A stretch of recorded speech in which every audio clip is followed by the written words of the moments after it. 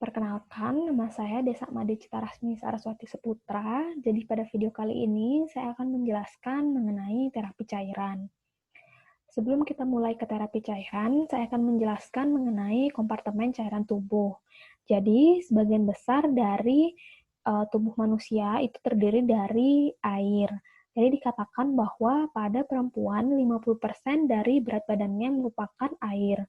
Kemudian untuk laki-laki 60% dari berat badannya dikatakan juga merupakan air. Jadi dari 60% total body water yang berada di tubuh manusia itu adalah 2/3-nya merupakan cairan yang berada pada intraseluler, kemudian sepertiganya berada pada cairan ekstraseluler.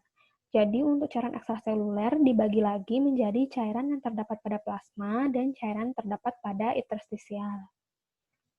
Jadi tujuan dari terapi cairan adalah yang pertama, mengganti cairan yang hilang, kemudian yang kedua, mengganti kehilangan cairan yang sedang berlangsung, kemudian yang ketiga, mencukupi kebutuhan cairan per hari, yang keempat, untuk mengatasi shock, kemudian yang kelima, untuk mengoreksi dehidrasi, kemudian yang keenam adalah untuk mengatasi kelainan akibat dari terapi lain. Kemudian terapi cairan itu bisa digunakan sebagai resusitasi atau sebagai rumatan. Jadi untuk resusitasi yaitu adalah untuk mengganti kehilangan air dalam tubuh yang disebabkan oleh proses patologis. Misalnya pendarahan, diare, muntah, atau hilangnya rongga ketiga. Jadi untuk cairan yang bisa digunakan adalah kristaloid atau koloid. Kemudian untuk cairan rumatan, tujuannya adalah untuk mengganti cairan yang hilang melalui urin, feses, paru, atau keringat. Adapun tujuan dari resusitasi cairan adalah menjadikan volume intravaskular normal sehingga perfusi dan hemodinamik baik. Kemudian memperbaiki aliran mikrosirkulasi, kemudian memperbaiki oksigenasi sel, kemudian mengurangi kaskade reaksi inflamasi, kemudian mengoreksi terhadap gangguan asam dan basa, mengkompensasi keluarnya cairan baik ke interstisial maupun intrasel, kemudian mencegah reperfusion injury. Jadi dampak dari pemberian cairan ini adalah cairan tersebut bisa tetap dalam pembuluh darah atau keluar dari pembuluh darah. Jadi tergantung dari jenis dan sifat cairan yang diberikan. Apakah cairan tersebut kristaloid atau koloid, kemudian apakah cairan tersebut hipo, iso, atau hipertonis. Jadi cairan berdasarkan isinya dibedakan menjadi cairan kristaloid dan cairan koloid. Jadi untuk cairan kristaloid itu berisi partikel dengan berat molekul kecil yaitu kurang dari 30.000 Dalton sehingga mudah untuk melakukan menembus dinding pembuluh darah atau menembus permeabilitas dari pembuluh darah. Contohnya adalah NaCl 0,9% dan ringalaktat. Sedangkan untuk cairan koloid itu berisi partikel dengan berat molekul yang lebih besar, yaitu lebih dari 30.000 Dalton, sehingga lebih susah untuk menembus dinding pembuluh darah. Contohnya adalah dextrans 40 dan 70, albumin, dan Hes. Jadi yang membedakan koloid dan kristaloid, jadi yang pertama, kristaloid itu seperti sudah dikatakan tadi, berat molekulnya lebih kecil. Kemudian kristaloid ini lebih mudah terjadi ekstravasasi apabila diberikan pada pasien, sehingga resiko udem pada jaringan lebih besar. Kemudian karena sifat kristaloid ini yang mudah mengalami ekstravasasi, jadi apabila diberikan pada pasien yang mengalami pendarahan, volume yang diberikan harus 2-3 kali jumlah 2-3 kali dari jumlah pendarahan yang sebenarnya. Kemudian kristaloid ini lebih rendah untuk terjadinya reaksi anafilaksis dan harganya lebih murah. Kemudian yang koloid, berat molekulnya lebih besar daripada kristaloid, tetapi koloid ini dia lebih lama di dalam sirkulasi, sehingga risiko untuk udem jaringan itu lebih kecil. dan karena lebih lama berada dalam sirkulasi dan juga sedikit mengalami ekstravasasi ke jaringan, jadi kristaloid ini diberikan sesuai dengan jumlah pendarahan yang terjadi pada pasien. Tetapi koloid ini memiliki resiko anafilaksis yang lebih tinggi dan relatif mahal dibandingkan kristaloid. Jadi berdasarkan tonisitasnya, cairan ini dibedakan lagi menjadi isotonis, hipotonis, dan hipertonis.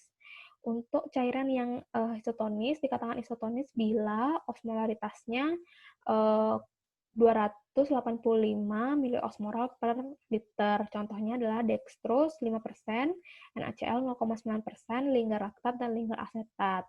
Kemudian untuk hipotonis, apabila osmolaritasnya kurang dari 285 miliosmolar milimol per liter. Contohnya adalah NaCl 0,45%. Kemudian untuk hipertonis, apabila osmolaritasnya kurang dari 285, lebih dari 285, dikatakan hipertonis sedang apabila osmolaritasnya 400 sampai 900 miliosmolar, yaitu contohnya adalah dextrose 10%, trifluid, triofusin 500, aminovel, aminofusin, amiparen, aminosteril. Kemudian untuk hipertonis tinggi apabila osmolaritasnya lebih dari 900 miliosmolar, misalnya triofusin 1000, dextrose 200, dan dextrose 400%. Jadi, untuk jalur pemberian terapi cairan itu bisa dilakukan melalui kanulasi vena perifer dan kanulasi vena sentral. Untuk kanulasi vena perifer ini biasanya dilakukan pada vena di daerah ekstremitas atas, atau juga bila tidak ditemukan pada ekstremitas atas bisa dilakukan di ekstremitas bawah, dan untuk bayi biasanya dilakukan pada vena umbilikus.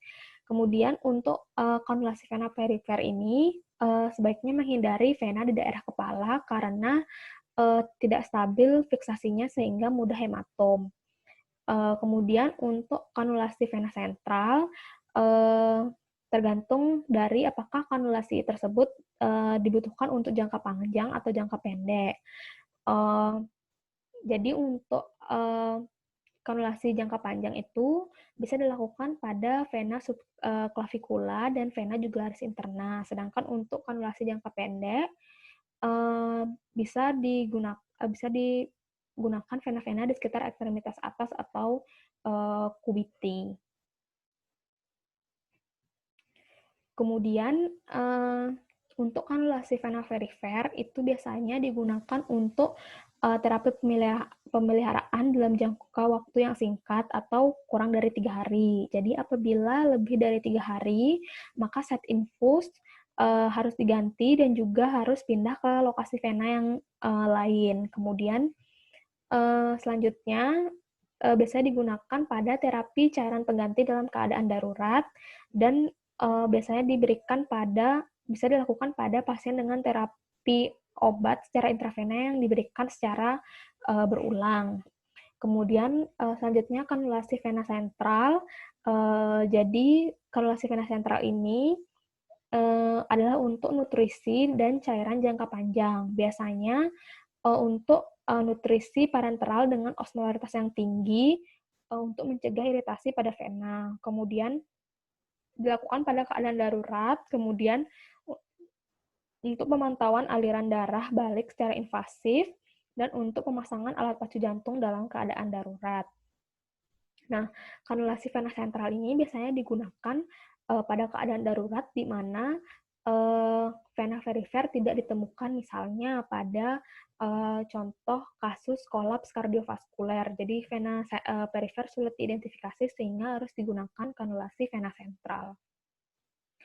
Jadi komplikasi dari pemberian terapi cairan ini adalah yang pertama adanya gangguan keseimbangan cairan.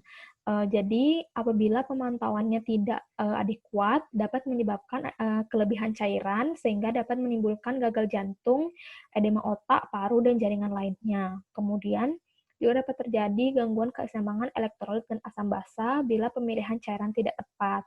Kemudian bisa juga komplikasi akibat dari kanulasi, misalnya terjadi hematom, emboli udara, pneumohidrohematotoraks, dan refleks vagal. Kemudian juga bisa menyebabkan infeksi, yaitu infeksi lokal pada vena yang dilalui, menyebabkan pasien mengalami nyeri hebat dan kemungkinan resiko sepsis. Nah, jadi pada perioperatif itu terdiri kan dari 3 periode, di mana dari setiap periode ini memiliki masalah masing-masing. Salah satunya adalah masalah terapi cairan. Jadi pemberian cairan ini bisa diberikan pada periode prabedah, selama bedah, dan pasca bedah. Untuk terapi cairan prabedah, jadi tujuannya adalah untuk mengganti cairan dan kalori yang dialami pasien prabedah akibat puasa atau koreksi defisit akibat hipovolemik atau dehidrasi. Jadi rumus yang kita gunakan untuk menentukan terapi cairan prabedah ini adalah Holiday Segar. Jadi kita menggunakan jadi untuk 10 kilo pertama kita memberikan cairan 4 mili per kilo per jam. Sedangkan untuk 10 kilo kedua kita berikan 2 mili per kilogram per jam. Dan untuk misalnya untuk setelah 20 kilo itu, sisa dari berat pasien itu diberikan cairan 1 mili per kilogram berat badan per jam. Jadi contohnya apabila pasien dengan berat badan 70, jadi untuk 10 kilo pertama diberikan 40 mili per jam, 4 kali 10 per jam. Sedangkan untuk 10 kilo kedua diberikan 2 mili per kilogram per jam, jadinya 20 per jam. Kemudian untuk sisanya yaitu 50 kilo itu diberikan 50 dikali 1 mili per jam, sehingga totalnya adalah 110 mili per jam. Kemudian untuk pedoman koreksi, jadi untuk pemberian cairan prabedah ini yang harus kita hitung adalah kebutuhan cairan per hari dan juga kita menghitung defisit puasa.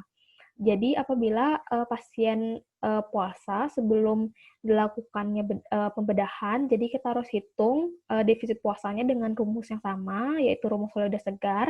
Jadi untuk pemberian cairan defisit ini pada jam pertama kita berikan 50% dari defisit yang dialami pasien. Kemudian untuk jam kedua dan jam ketiga kita berikan masing-masing 25% dari defisit cairan yang dialami pasien.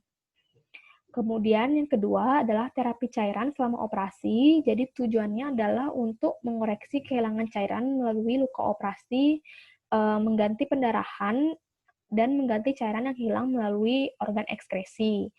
Jadi untuk terapi cairan selama operasi ini disesuaikan berdasarkan jumlah pendarahan dan juga koreksi cairan sesuai dengan perhitungan cairan yang hilang berdasarkan jenis operasi.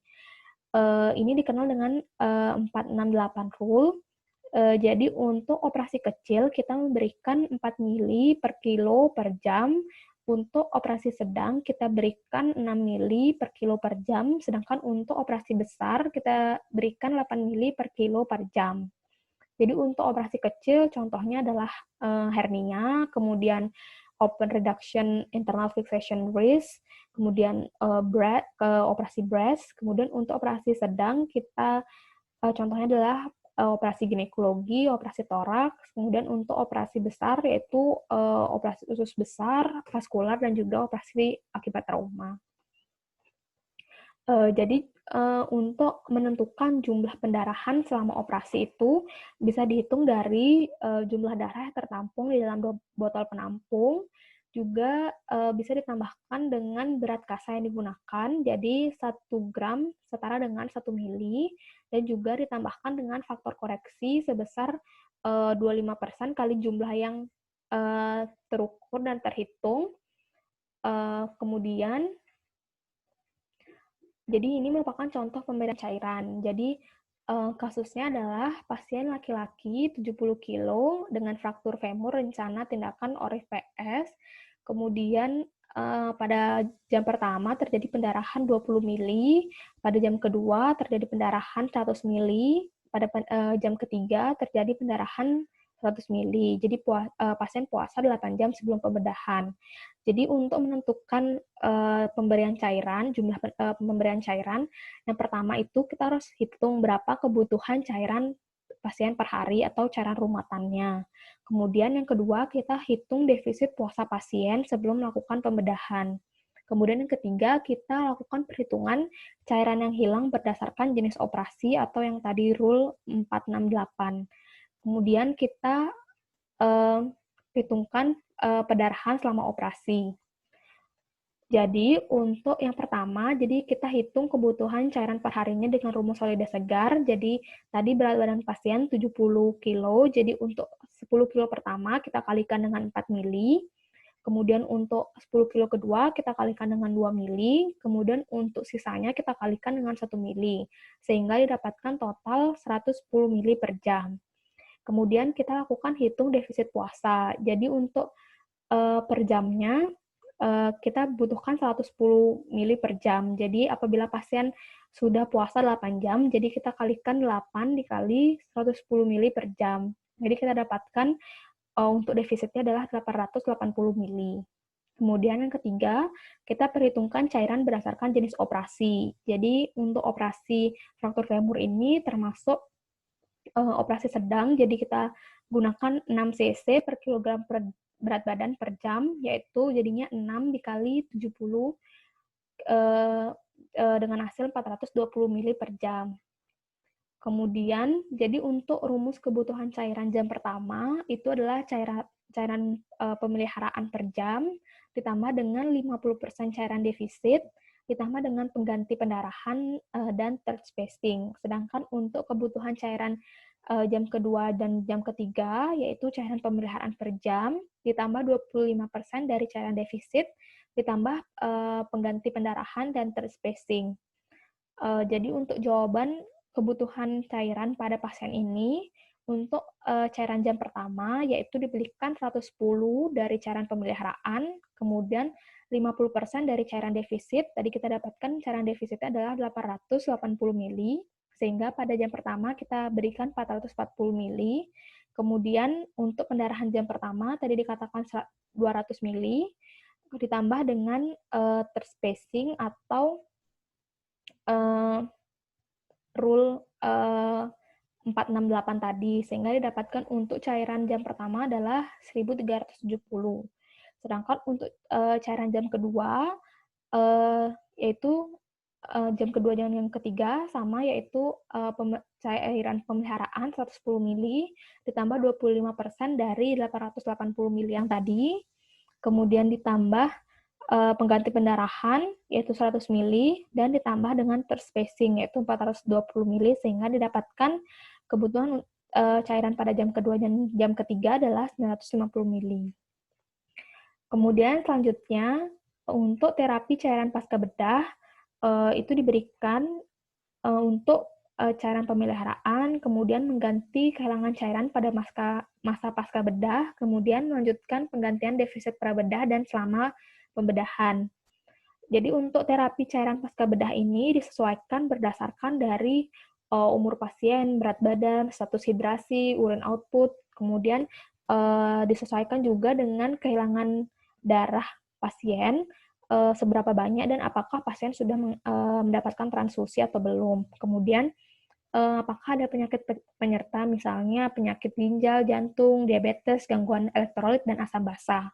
Kemudian juga berdasarkan invisible water loss dan hiperventilasi atau apakah ada demam pada pasien. Baik, sekian pemaparan mengenai terapi cairan. Semoga membantu. Terima kasih.